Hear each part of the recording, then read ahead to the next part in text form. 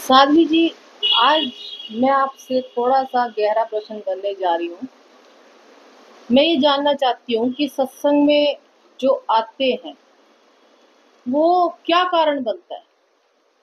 किस लिए, कैसे और क्यों? सत्संग में जो आते हैं और वो भी ब्रह्म ज्ञान के, यथार्थ ज्ञान के इतने गहरे सत्संग में जो आना होता है, थोड़ा-सा इस बात पे आप रोशनी डालें। बहुत सुंदर प्रश्न आपका प्रभु जी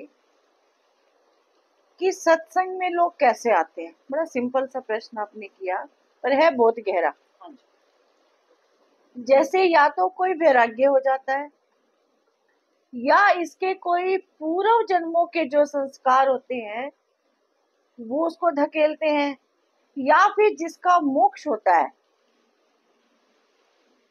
या जिसका मोक्ष होता है। अब हमें तो पता नहीं है, पहले तो पता ही नहीं था कि मोक्ष चीज ही क्या है। सत्संग में आने के बाद मोक्ष का पता चलता है। लेकिन सत्संग में वही व्यक्ति आता है जिसको संसार की ओर से थपेड़े मिलते हैं, दुख मिलता है, इतना अधिक दुख मिलता है कि वो सहन नहीं कर पाता। और सत्संग में आकर के उसको बहुत शांति मिलती है, और वो धीरे धीरे धीरे धीरे फिर वो सत्संग में रम जाता है, उसको अच्छा लगने लगता है, सत्संग छोड़ नहीं पाता वो, फिर उसको बहुत प्रेम हो जाता है सत्संग से। एक तो कारण ये संसार के इसको हम थपेड़े क्या लगते हैं, कहेंगे, मतलब वैराग्य भी कह सकते वैराग्य हैं? भी कह सकते हैं। और एक होता है पूर्व जन्म का, यानी कि जो पहले जन्मों का। कई बार क्या होता है, हम इस अध्यात्म के रास्ते पे चलते हैं और हमने 9 अध्याय तो पढ़ लिए, 10वां अध्याय रह गया। अब 10वां अध्याय पढ़ने के लिए हमें अगला जन्म मिला, यानी कि 9 अध्याय तो पूरे हो गए हमारे। और इस जन्म में आकर के कुछ ग्रस्त करके फिर सत्संग में चले जाते हैं। कोई छोटा बच्चा होता है, जैसे आते ही गीता पढ़ने लग जाता है, तो वो क्या कारण है? यही तो कारण है उसके पूर्व जन्म का। आते ही ढोलक बजाना, गीता पढ़ना, भागवत पढ़ना, हमने देखे हैं छोटे छोटे बच्चे भी पूरे मंत्रों का उच्चारण करते हैं। ये पूर्व जन्म का हो गया। और दूसरी बात, कई बार हमारे अंदर दूसरों को देख के भी जिज्ञासा बनती है, दूसरों को देख करके भी। जैसे कोई औरत जा रही है, बहन तू कहाँ जा रही है? वो कहती है मैं तो सत्संग जाती हूँ, सत्संग जाने से ना मेरे ना जीवन बदल गया है। जीवन बदल भी जाता है, हम जानते हैं इस बात को। और उस बात के सुन करके उसको बड़ा अच्छा लगता है, कहते जब इसका जीवन बदल गया है, घर में दुखी तो सब होते हैं, नानक दुखिया सब संसार। ये तो है नहीं, कोई भी ऐसा व्यक्ति नहीं है जिसके अंदर दुख ना हो, कोई भी ऐसा व्यक्ति नहीं है। चाहे हम कहें कि बच्चे से लेकर के वृद्धावस्था तक दुख ही दुख रहते हैं, वो जानता है। अब किसी के कहने से उसके अंदर जिज्ञासा बन गई, और वो जिज्ञासा इतना रंग लाती है, इतना रंग लाती है कि उसका जीवन बदल जाता है।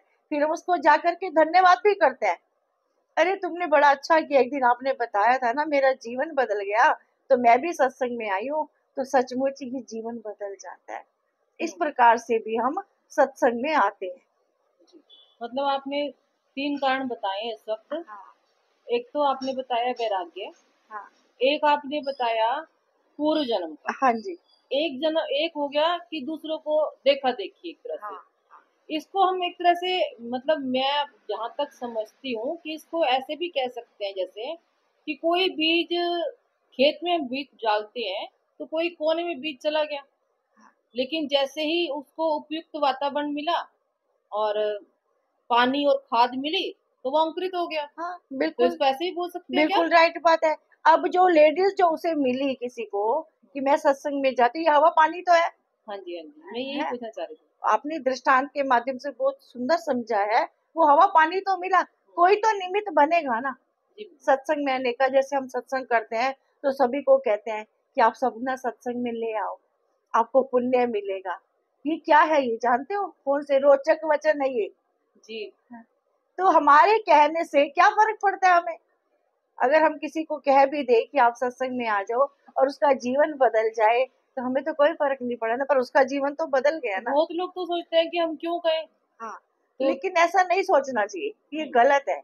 हम किसी को कोई गंदा काम करने के लिए थोड़ी कह रहे हैं। जी कोई व्यापार करने के लिए थोड़ी कह रहे हो, सत्संग जाने के लिए तो कह रहे हैं ना। जी सत्संग तो हर इंसान जा सकता है, छोटा बड़ा अमीर गरीब हर इंसान जा सकता है सत्संग में।